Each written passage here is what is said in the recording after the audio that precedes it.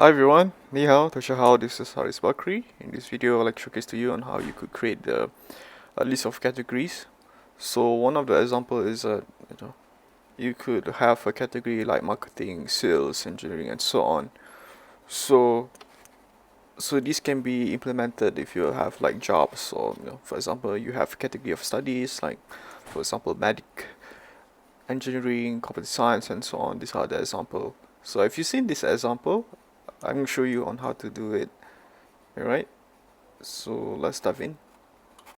Right, first thing first is that you go to the data types.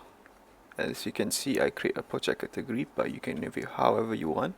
So in the project category, I put it category name, project category image to indicate that these are the categories belong to certain things, and then also project category headlines, which means that it will raise what the category is all about. So if you can see all the app data, one of the examples is that I put on like biotech, hardware, and so on. To add the new category, you need to create a new entry and then do it manually.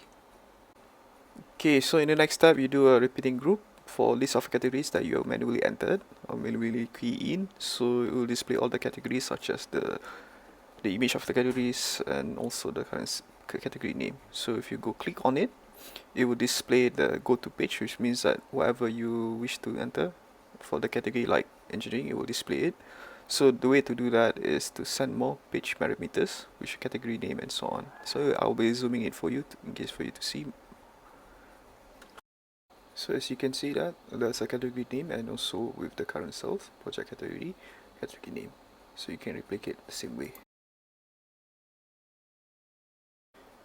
On the final step, you do the same thing as the previous step, but instead replace the do a search for projects, which is get page from URL, and then the parameter name is the category name. Do the same thing as what you've done on the previous step with the repeating group and so on. Right? So obviously, when you click on the button of the current sales project name, you may perform the go to page and so on.